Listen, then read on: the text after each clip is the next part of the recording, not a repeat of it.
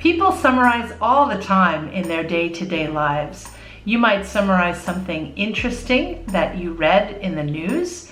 You might summarize what happened at a party that your friend missed because she was sick.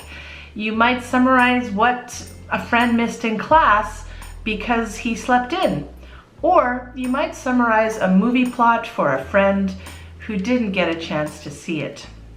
If you're learning English as a second or foreign language at an academic institution, at some point you'll have to write a summary.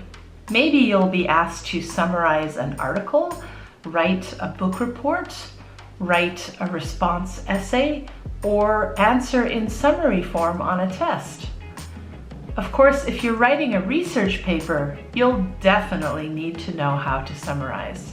A lot of students find summary writing difficult, so I thought I would share some tips on how to write an effective summary. Welcome, lovely language learners. I'm MORKSENSEI, and on this channel, you'll find tips to help you become a more effective English language learner. So, let's talk about summaries. My first tip is to preview what you're going to summarize. This means to look at the title, headings and subheadings, text and font type, photos, illustrations, graphs, captions, etc. All of these things will give you hints about what is most important.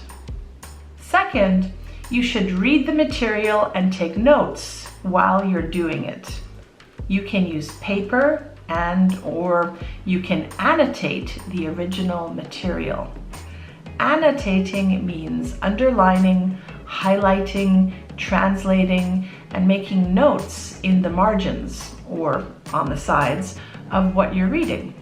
Keep in mind only to write the main ideas. Third, try making an outline of what you're going to write about. This plan will help you organize your writing before you even start. Now, many of you may wonder, how long should a summary be? Well, this will depend on how long and complex the original reading passage is, how much your instructor or teacher requires you to write, and what kind of reading audience you have. However, you still have to get to the point when writing a summary. My fourth tip then to writing an effective summary is to be concise or brief. Yes, you do need to include all of the essential information that a person would need to understand without reading the original source. So you must include all of the main points. That's pretty much what a summary is. Remember though that you shouldn't write more than the main points. A summary should be as brief as possible. Don't give specific information. You shouldn't write details such as numbers, statistics, dates, or figures unless it's absolutely necessary for the reader to understand the main points. Don't be too descriptive. Number 5, remember that your writing needs to be clear. A summary needs to be easy to understand to someone who has not read, seen, or heard the original material. Write in simple English. My 6th tip is to make sure your writing is organized into 3 parts: the introduction, the body, and the end. You need to follow and maintain or keep good paragraph structure. This means that your paragraph or each of your paragraphs should have a topic sentence, supporting sentences, and a concluding sentence. At the start of your summary, it's a good idea to make it clear that your writing is a summary. You can include the title, author, or speaker of your original material in your topic sentence if you're writing just one paragraph, or in the first sentence of your introduction if you're writing a longer summary. The overall main idea of everything you're summarizing should be at the beginning. If you're only writing one paragraph, then the supporting sentences after your topic sentence are the main points. If you're writing many paragraphs, then remember that the topic sentences for each paragraph should identify the main parts. Number 7, try to follow the same order that the information is presented in the original material.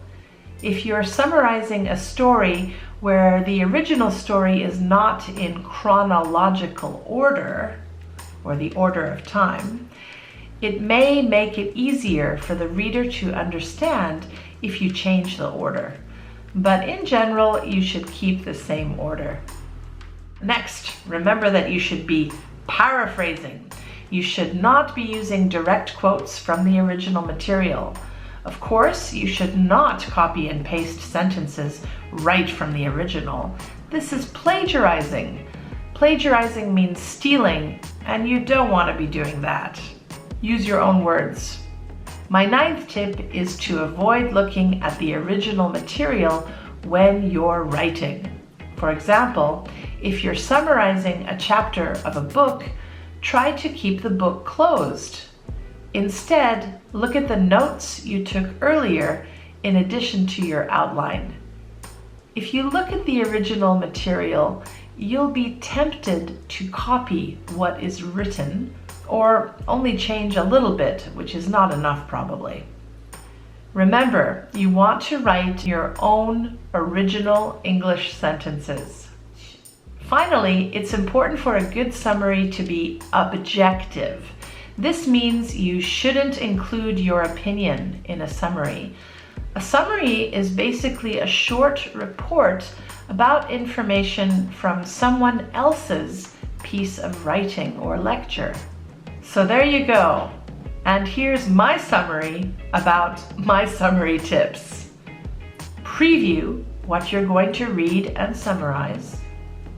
Annotate and take notes while reading. Make an outline. Be concise, meaning be brief. Write clearly. Keep good paragraph structure. Follow the same order as the original. Paraphrase, meaning use your own words. Don't tempt yourself to copy by looking at the original source material. And be objective, meaning don't write your opinions. If you follow these tips, you'll have more success at writing a good summary. MORKSENSEI, signing out. See you in the next video.